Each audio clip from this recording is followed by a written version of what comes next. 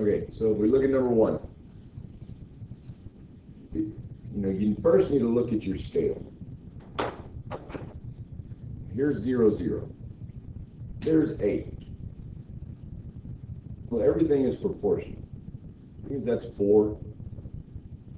That's 2. That's 6.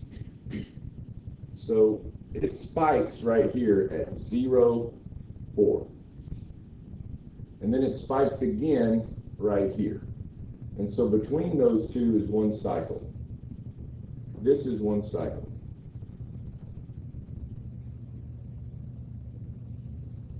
And then after that, it starts doing the same thing it did before. So how long it takes from here to here is the period. It's not 6, it's not 8, and it's pretty much halfway in between. So it's got to be 7, or really, really close to 7. I gave credit to some answers that were within range, but it had to be close. So again, if this is, and so when we go to amplitude, we're looking at this distance from the minimum to the maximum. And so if that's 4, okay, then that little hash mark there is 2. That's -2. That's -4. And so if we only go that far, it would be 5, -5. So if we go -5 to +4, that's a wavelength of 9. Cut that in half, and you should get 4.5. Now, if you have another way of looking at that justifies your answer, I'll be willing to listen to it. But I don't see it any other way. Now, when you get to f of 999, that one has to be, period has to be right before that's right. Because 999 is not divisible by 7. But you're dividing it by the period to figure out where you're at. What is 1,000 divisible by 7? Is 1,001? 1,001 would be where the 7 is, 1,000 would be where the 6 is, and 999 would be where the 5 is. And that would be pretty close to 0. But you have to get this right before you can get f of 999 right. Yes.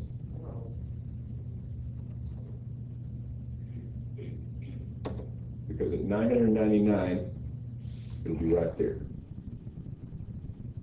Pretty close to 0. This would be 1,001. This would be at 1,000. Down here. And this would be at 999 right here. But some of you still aren't paying attention to the scale. If this is 0 and this is 90, what's that? That's 180. Not this. A lot of y'all wanted to make that 180. That doesn't fit proportionally.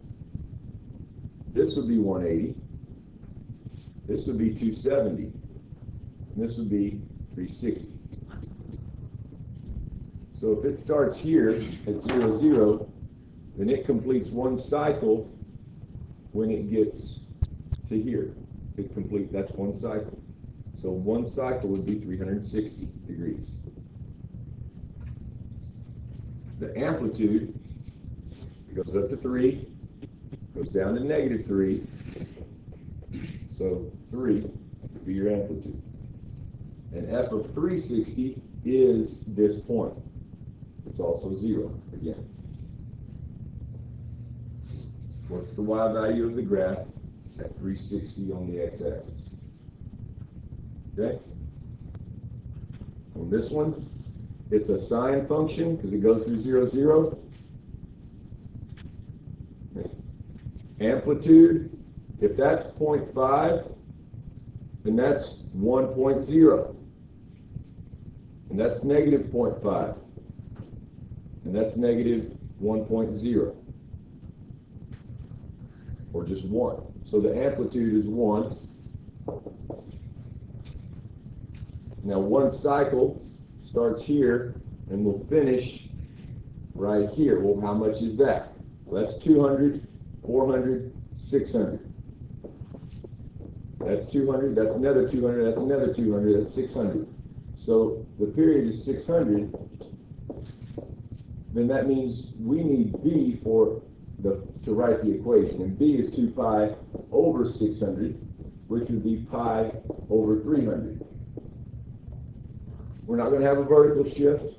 We're not going to have a horizontal shift because we're going to use the sine function.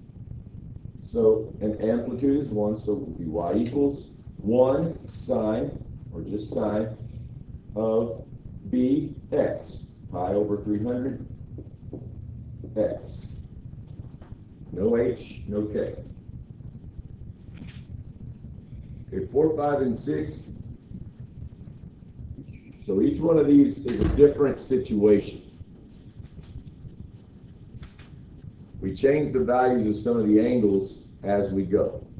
So if we go ahead and label, if you label it in pencil, you can erase it, but C is 10. Okay, so we have 10. Angle A is 35. 35. And we want to know side A. And we also want to know side B. And we also need to know angle B. So we need to know these three things.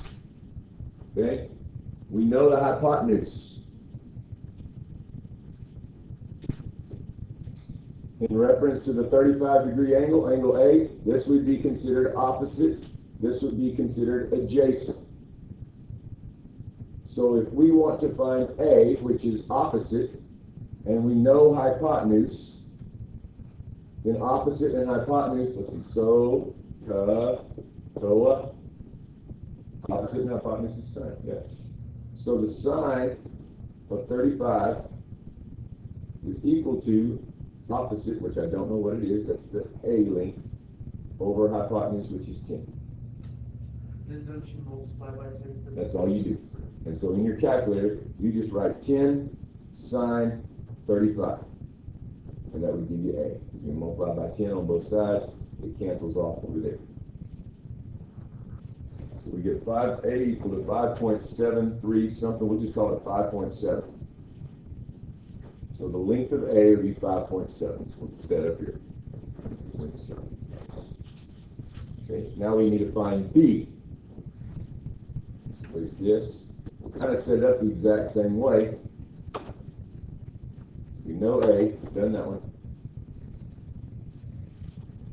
B is adjacent, and we know hypotenuse. I'm not going to use the length of A because I rounded it, and so it's not 100% accurate anymore. But this is, 10 is. So sine, no, I need adjacent and hypotenuse, so that's cosine this time. I need the adjacent, and I know hypotenuse. So the cosine of 35 would be adjacent, which is my unknown, the thing I'm looking for part B, and the hypotenuse. So again, it's times 10 on both sides. So if you do type 10 cosine 35, you get length B. 8.19 rounded to the tenths place. 8.2. Now, length B, or angle B, was missed more times than I understood. I don't understand why. That we're missing this angle. If we know this one's 35, we know this one's 90, and this angle right here is whatever is left over to give you 180. So we got angle B plus 35 plus 90 equals 180. Well, take that away, we get equals 90. Take that away, minus 35, we get 55, right? So 55 and 35 is 90, plus another 90 is 180. So we shouldn't have missed this one. 55 degrees. So in this one, we relabel everything. We got some new links. Well, some of them. C is still 10. It says, but this time angle B is 50 degrees. And we want to find A, and we want to find B, and we want to find the measure of this angle. So, I mean, if you want to do the easiest one first, you do angle A. But we'll just start with the beginning. We want to know side A. That one would be considered adjacent to the angle we know, 50. This is still hypotenuse. So we're looking for adjacent. We know hypotenuse. Cosine. Cosine of that angle is equal to the length of the adjacent side divided by the length of the hypotenuse. So you just multiply 10. Multiply by 10 again. 10 cosine 50 this time instead of 10 cosine 35.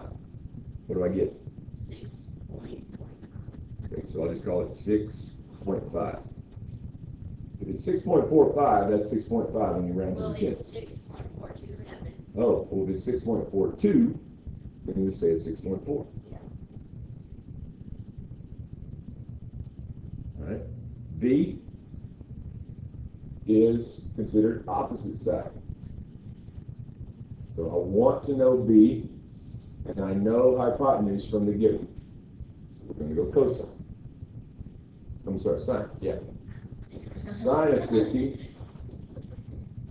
is equal to opposite, which is B, over hypotenuse, which is 10. 10. So there's 10 on both sides. 10 sine 50 is what? 7.7. Is that correct rounded? Yeah, 7.6. Okay. 7.7. Now the length of, or the measure of angle A, these two have to add up to 90. Because I already have 90 here. And those two have to add up to 90 to give me 180. So that's pretty easy. 90 plus what is 180? I mean 90 plus, 90 minus 50 is 40. Hello. That gives me 180.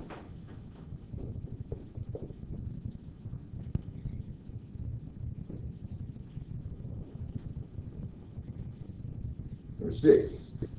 B is now 10. Okay. A is now 37. And I want to find hypotenuse, C, and this leg, A, and the measure of this angle. So now, let's focus on part A, side C. That's hypotenuse. And I know adjacent. Hypotenuse and adjacent, cosine. So cosine of 37 would be equal to 10 over C. This one's going to be a little bit more complicated because I can't just multiply by 10 on both sides. Right. I mean, just to show work once, so we remember, times by C on both sides, divide by cosine 37 on both sides. 12.5.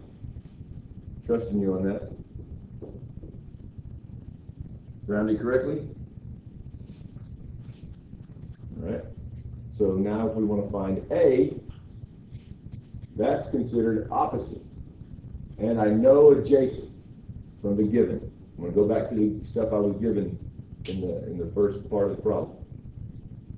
So opposite and adjacent is tangent. The tangent of 37 is equal to opposite, A, over adjacent, 10. Right? Don't let me mess up. So now I just multiply by 10, I believe. 10, 10, 37 is going to give me the length A. 7.5.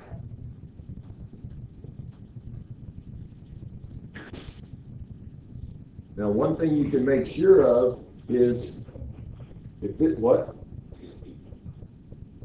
Hold on. A is 37. What's angle B have to be? Which is what? 53. 53. So when we check our work and make sure our side links are actually possible, if this is 90 degrees, this is 53 degrees, this is 37 degrees, the longest side should be opposite the largest angle. 90 is the biggest angle. 12.5 is the biggest side. That checks out. 37 is the smallest angle. Opposite of that is 7.5. 7.5 is the smallest side. So that checks out. So there you can kind of check out and make sure everything is in the right ratio. Okay? 53 is the middle length angle, and 10 is the middle length of the three sides. So it checks out. Some of you got it almost right, I got -2. because you forgot about this. That little piece being 6 foot. But we need to find this distance first, from here to here. That opposite side from the 32-degree angle we know, we need to find the length of that side. That leg is opposite. This is the one we know, that one's adjacent. We don't care about the hypotenuse. It didn't ask us about it. What? That's right. So the tangent of this 32-degree angle is equal to opposite over adjacent. Opposite is my unknown. They call it H. Right. So it's easy when my variable is in the top. Is equal to what? Point what?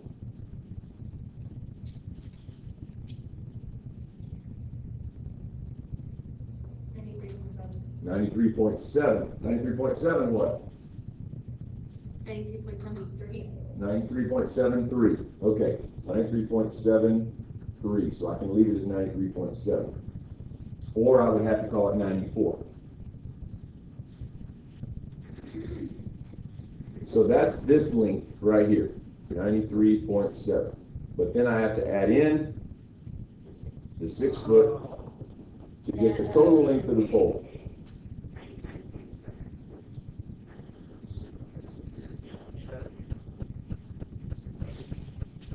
So the ship is 800 feet from the base of the lighthouse. Okay, there's the thermostat right here. What is the height of elevation of theta? What's the angle? Let's measure that angle. We know the lighthouse is 207 feet tall. So our angle of elevation, in reference to that, this would be considered opposite. This would be considered adjacent. That's tangent.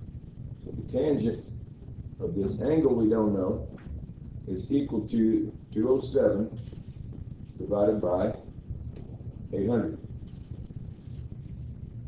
So if your angle is unknown, use inverse.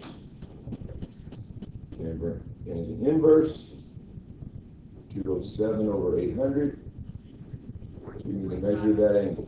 14.5 degrees. Found it correctly? Yeah. Part B says, what if the angle of elevation is now 20 degrees?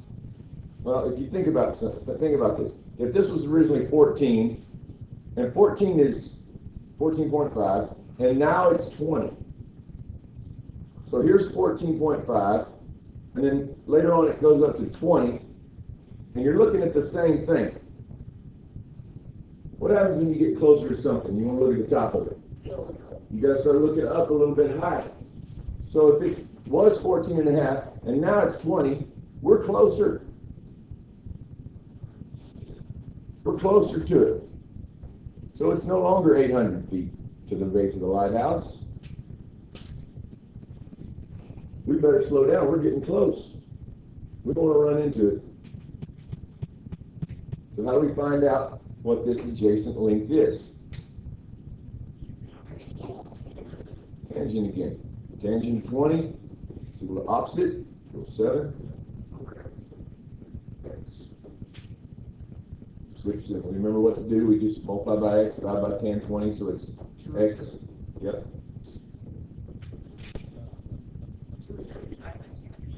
Hmm? What does that come out to? 0.7 what?